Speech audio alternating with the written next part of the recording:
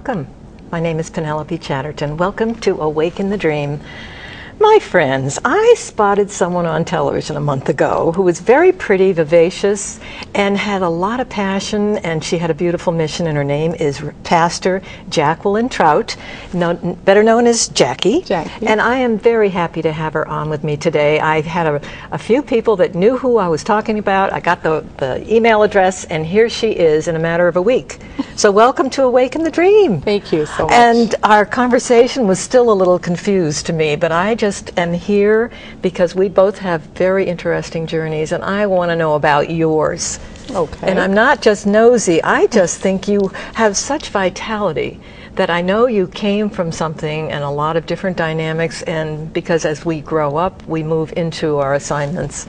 Yes. So where are you from?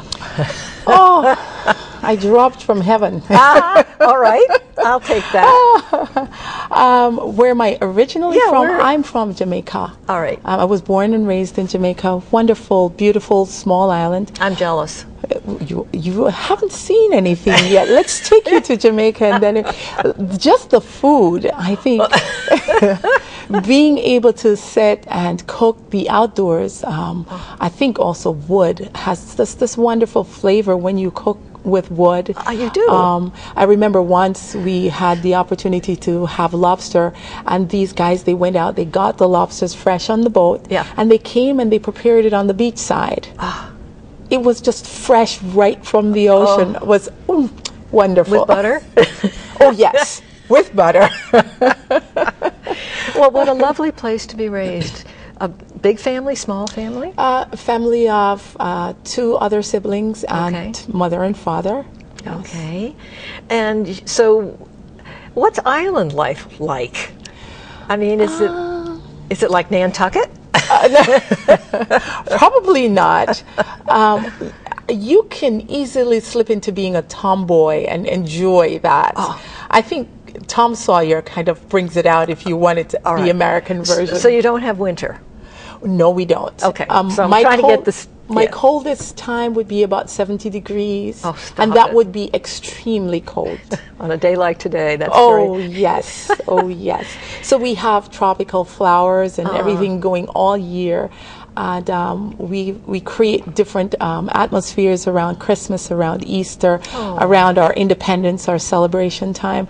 So it's always something you can do. You don't have, I think you don't have the benefit of snow where you have to live around that and create it. So you have the benefit of creating your world all the time with the natural beauty of the island. So when you say tomboy, it's really you live outdoors. Climb trees. You live outdoors. No. I think I mean, I'm seeing we had a neighbor that had a mango tree that was probably 50 feet tall, and these mangoes were delightful. And I can remember I had to race my brother and probably a few of his friends to the top of the tree to get mangoes. And if someone down at the bottom didn't want to come up because they were scared or something, they never got any. So you learned very quickly to go get your own mangoes.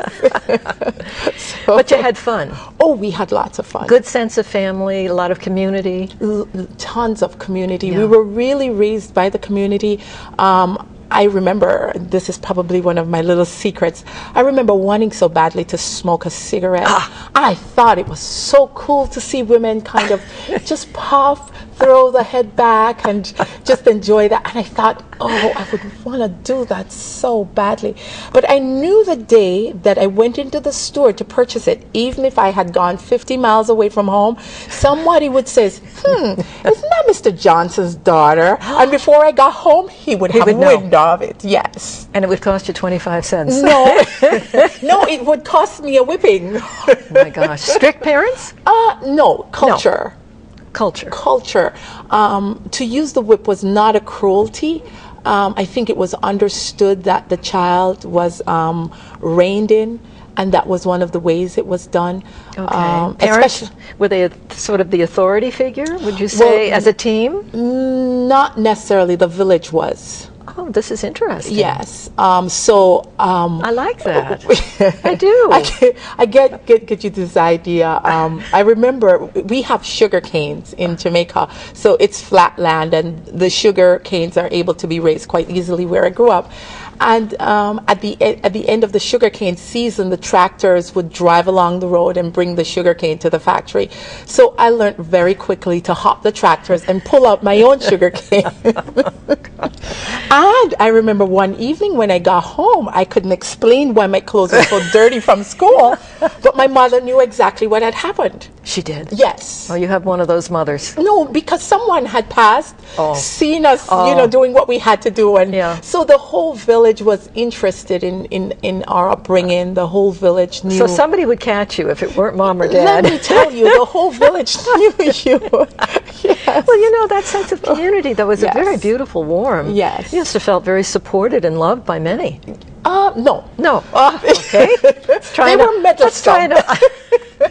They were meddlers. I give you another one. There was this the pastor lived next door to us where I grew up. We didn't miss much. And there was this gentleman that lived at the pastor's house. And one day we were outside, I think it was summer, we were playing ball in the yard because we weren't allowed to roam too much outside. So we were playing ball, my sister, my brother, and I, and the ball went on the rooftop. So we decided we were going to retrieve it. So we got the ladders and we got up on the rooftop, and then it dawned on us that this was a great place to play. Oh dear. So we were busy playing on the roof when the next door neighbor came and he saw us, and he promptly commanded us to come down and get over next door because he was going to give us a whipping. So he gave us a strict talking to, told us about the dangers of falling off the roof, getting cut, nails, all that kind of thing. And then he says, now go outside and get something that you want to be whipped with. So we went outside, my brother, my sister, we hung our heads, we went outside, and then I decided I would get a straw. And they got sticks or something like that. They got stuff. I went in and got a straw, and it was the laughing stock of the whole thing. So we never got a whipping for that. The whole community knew. Was this the straw gig? No. But we never got the whipping because of the straw, because I thought, if you want to whip me with something, I think this would be the perfect thing. You are outsmarting your friends.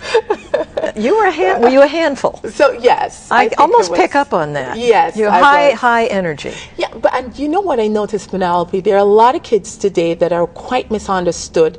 Most of them have been slowed down or calmed down because someone has misunderstood them. And these days we have drugs to do it as well, which is kind of really sad because I knew at my age that there were things that I could have benefited from knowing that people thought, you're too young, we're not going to expose you to that. So I think I think there were areas that people wanted to calm you down, slow you down, quiet you down a bit because they weren't ready for you.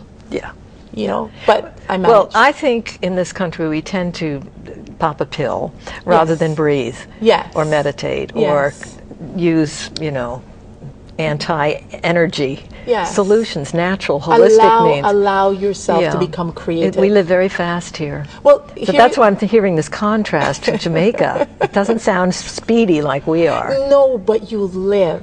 But you live. You actually get to enjoy what a rose actually smells like, because you could have a rose garden and just by passing by, you weren't in so much of a hurry, or it wasn't winter and you had to rush in the car, or you could just pass by the rose gardens and smell them, and they were probably very frequent depending on if you were walking by your neighbor's house or. Do you realize what our friends are hearing from you today? Right now, this is a very big message to stop and smell the roses. Yes. And all of us need to be reminded of the speed that we go at, and that there are alternatives. And we can do that here on Cape Cod. We can do it in New York City.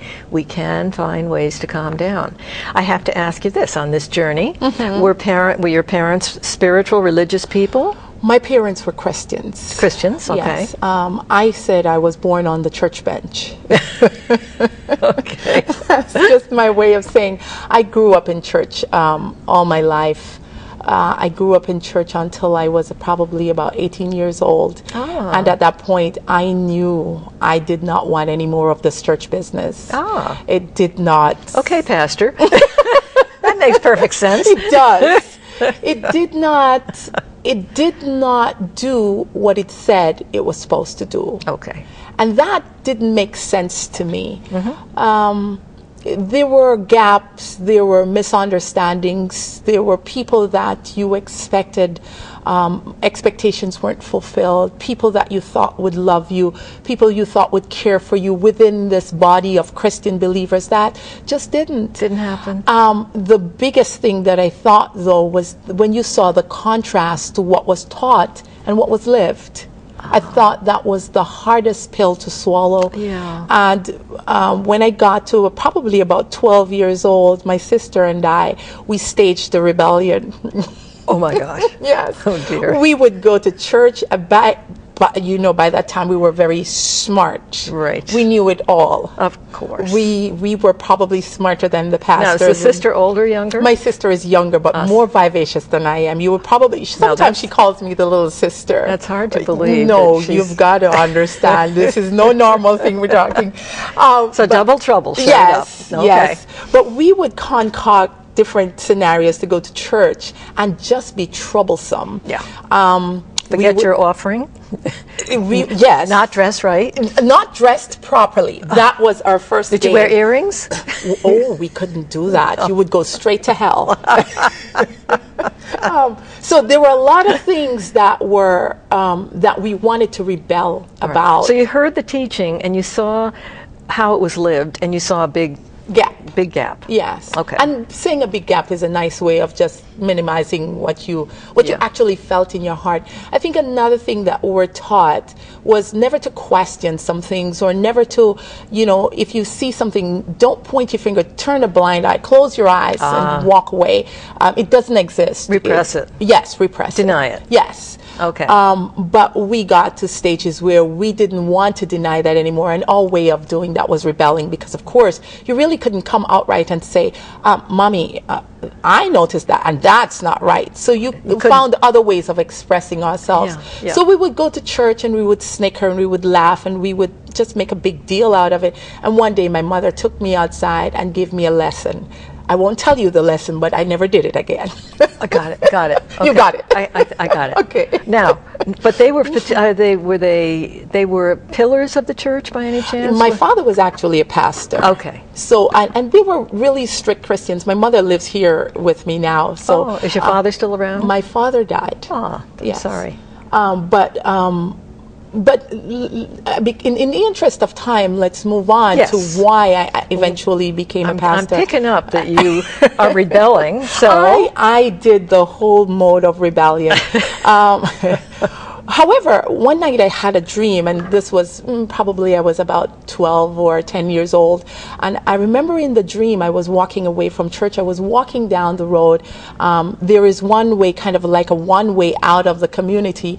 So I was walking away, and the way I was raised is that when church doors are open, I am in church. In fact, I lived right across the street from the church, and the pastor lived right across from me. Okay. So, one of the things that was expected of us as children was to be in church the moment the doors opened. Wow. So to have that dream was very disturbing, but more disturbing than that was that I couldn't turn around to do what was natural to do. I couldn't go back to the church. I wanted to, in my heart, I wanted to go back, but I couldn't. Yeah. And there was like something that was propelling me. I kept moving away from it. And I woke up and I realized that there was going to come a time when I was going to walk away from this faith that I believed. Yeah. And I said to the Lord, because I trusted the Lord, don't get me wrong, I saw people, and I also knew that there was an experience with God himself. Yeah. Okay. So I said to the Lord, I said, please never let that happen to me. I don't want to be, on a path where I'm pushed away from you, or, I don't want that to happen. I want to retain God. Yeah. And That's a perfect prayer. It is. This doesn't work, but I'm not leaving you and you're not leaving me. So well, Penelope, I think that a great misrepresentation of truth is often the reason why we make decisions that are erroneous. And I say it again, a misrepresentation of truth. If I sit here and I tell you all about Jamaica and I tell you all the lies and you believe it, shame on me, but you have no way of correlating this information. That's true. Right. I'm believing you. I'm sitting here totally believing everything you say. Okay, but I think that the body of Christ has misrepresented who God is. And God is not to be blamed for that. No. And therefore, it is incumbent upon me, because of my life and because of the value of my life, to find out who God really is. Yeah. And then the misrepresentation has nothing to do with God or my life. That's right. It has now to become your responsibility. It was a springboard. Yes. You sprang. And that was, those are always good lessons. Those are always good opportunities to find out who you are. If your soul is not it's tugged in a direction. If it's not connecting. Find out why am I being tugged in this direction. Yes. Find out why I feel it necessary to be pushed like this. And is this beneficial for my life? Because, you know, one of the things we probably will all agree on is that one day it comes to an end. Yeah. And when it comes to an end, this is what I say, you don't want to be dead wrong. That's very good. You don't want to be dead. I like that. Yeah, you do not want to be dead wrong. And I will even go into the idea of reincarnation. And I remember when I began to write the book, one of the questions that I wanted to ask, or even as I evolved in my walk with the Lord, one of the questions I wanted to ask, if there is reincarnation, then there's a chance to do this all over again. Yeah. You know, and wouldn't that be wonderful? I think a lot of us want do-overs, they call it. Yeah. But when I think, or when I've listened to the stories of reincarnation, they are so uncertain. Yeah. Yeah. They are truly uncertain. There is no real, and it depends on who you're talking with, that you get another perspective on whether I'm going to come back as a child, as a monkey, as a dog, as a pig. Yeah. And I know that if I come back as a pig, there's no hope. There's no. You're much better looking this time. There's no, and then again, there's also the theory that if I don't do well now, there's also repercussions in reincarnation. Yeah. So I think everything lies here. Yeah. This is certain. You and I are right here now, and whether I want to call you a human, or I want to call you an anthropologist, or I want to call you a scientist, or whatever label I want to put on life or the things of life, we know that there's a certainty, that there's an intellectual connection that makes us know that we're here. Yeah. We're given this moment. Yeah. And this moment is precious. And, you know, we think of, it depends on when someone's watching this, we think of the killings of the little kids at Sandy Hook. And we know that that is not precious. No. We know there's something diabolically wrong there. Something went wrong. And we know we would not want to be a part of that. Yeah. So even as we begin to evolve, and let's go back to our story again, because we could go all over the globe. I want to get you off the island at some point. You're swimming off Jamaica because they threw you off the island. Okay. Anyway, so I had that dream. Yep. Where were we? I had that dream. And about 10 years later, I forgot all about that. You know how life takes you down different roads. Yeah. I forgot all about that dream. And about 10 years later, I'd left home. This time, I didn't only think I was smart enough and know it all enough. I actually knew everything there was to know. So I left home and I went to make my fortune, if you want to term it that way. Now, are you still on the island? I'm still on the island. Okay. All right. I'm swimming though. You're swimming. Okay. All right. All right. And when I did, I stumbled into this home where I was going to ask for rental space, and there were two old women, and I want to call them old, not old as in age, but I want to call them old women. And they were having a Bible study. Now, you do understand, by this time, I'd been fed up, totally disgusted with everything that was church and this was my opportunity. And what did you walk into? Opportunity to live life the way I knew it was supposed to be. Yeah. And these women were having a Bible study, and the woman invited me in. And it was really strange. She was talking and talking, and I was getting ready to excuse myself because there's no way on earth, in heaven, or wherever else that exists, I was going to be a part of this foolishness anymore. Gotcha. So she was talking and talking, and my good manners, which were taught in Jamaica, told me to be quiet until she was finished. Then I will politely excuse myself and go in the opposite direction as far as I could possibly go. So she was talking and talking, and then she got to this point, and it just struck in my ear. She says, "But Jackie, the Bible says, seek ye first the kingdom of God and his righteousness, and all things that you're seeking will be added." I was in shock. You got a head slap. It was more than a head slap. Listen, when I told my father I was leaving home, he said, "But Miss Jackie, the Bible says, seek ye first the kingdom of God and his righteousness, and all things that you're seeking will be added." Yeah. And wow. The floodgates were open and the tears began to pour out. And that dream I had 10 years ago, I didn't remember that dream, but that day, that dream was like I had it right then. Yeah. And I knew God was saying something. And I know that a lot of people says, "I've never heard God. I don't know what it's like to hear God." But I heard God that day. Yeah.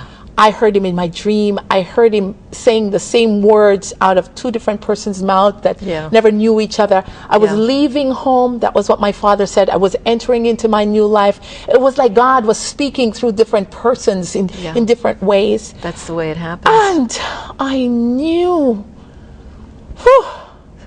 So what did you do next? This is becoming a great story. I began to use these words: "God, I trust you. I trust you. God, I trust you. I trust you, Lord. I trust you." Because I never did. Yeah. I didn't trust God to take care of me. I didn't trust God to handle my life, manage my life. I didn't trust the church. I didn't trust anything that was religious. I thought I could do it on my own. Yeah. I knew I could manage quite well on my own, but I knew God had made a statement. Yeah. And in my heart, I wanted to listen. I had to listen because I knew that the end result, if I didn't, would be catastrophic. You know, we have 5 minutes in this program, but it's not as though we can't, if we don't quite finish, we can't finish it in the next program. So just let's not feel, because I don't want to miss. Well, so let me tell you the end of that. Because here you are now. So I made a decision to do what I knew I had to do, serve the Lord. Okay. And serving the Lord means all my ideas, all the wonderful things that I was now going to try, all the things I'd never done, I now had to put those on hold in honor of the word that I have heard. Seek first his kingdom. All right. And so where did you seek? First I started reading the Bible. That woman that I met that day, that old woman, who's now a wonderful woman. She's probably 30. She would always say to me, "Oh, you're sitting there idle. Read the Bible. You have nothing to do. The devil finds work for idle hands. Read the word. Read the word." So I got into the habit of reading the Bible, and as a result, I began to know it very well. And the more I began to know the word, the more I began to understand the character of God. And the gaps that I began to see, I saw them first in my own life. Those gaps I saw in the church. Yeah. It now became clear to me why those gaps existed. Yeah. And how, if I were going to make a difference, if I were truly going to serve the Lord, I would have to find the answers to those gaps. Yes. I think perhaps in the next session, unless you're going to tell me something about you. No, we still have more time. Let's just, you can't be on this island because you're now here on Cape Cod, so I somehow have to get you off. How did I get from there Where did to you here? Did you go to seminary? What did... 3 years of actually reading the Bible, praying steadfastly. At one point, I decided to set a time with God. It was my date with God. And at nights, I would sit for an hour and talk to him, meditate, read the word, sing songs of God. And that just boosted my spiritual life in ways that I couldn't even begin to imagine. That's a very intimate, precious way to do it. Yes, it became intimate. Yeah. And 3 years later, I had the opportunity to go to college in Florida. The doors When I say supernaturally opened, they supernaturally opened. The criteria for going to college in Florida was way beyond my capacity, my resources, but all that was just handed to me. And when I mean handed to me, I finished college. I never paid a cent in tuitions. I got $2,400 or $540. It was $2,450 back or $2,540 back at the end of college. I never had to pay anything. Everything supernaturally opened for me. And it was 3 years of learning the Word, praying, actually being intimate with God. And then the door supernaturally opened. So you swam to Florida. I did. Put those water wings on and off you went. I did. We have 2 minutes, so we definitely, because I'm having so much fun with you, and I'm loving, your story is so exciting, and it's so real, and it's so real. Yes. It's so real, and you're presenting yourself so beautifully on this program, and you are definitely awake in the dream. Here you go. You are just tingling all over. But so you came from that tradition, you saw the gap, you laughed at 2 messages coming between Dad and the old woman. And the old woman. And all of a sudden, you got the head slap. And no, the waterworks. The waterworks. Oh, don't you love the waterworks? I think crying is a cleansing. I love it. It's so such good a for you. cleansing. I think whenever you begin to weep before the Lord, you know you've entered His presence. Yes, I totally agree. Yes. And things happen. You have no control over the beauty that becomes involved in your life after that cleansing takes place. Yeah. Yes. Then life happens. All of a sudden, it's the like beauty happens. Yes, the crooked roads straighten out. Crooked roads become doors swing open. Yeah. Wonderful, glorious things happen. Yeah. And this is a beautiful story of waking up. Waking up. Waking up. I did wake up. We'll talk about that next time. We will talk about that next time, and thank you. You're welcome. Pastor Jackie Trought. Thank you for having me. And thank you, my friends, for joining us on The Wake in the Dream. We will talk to you next week.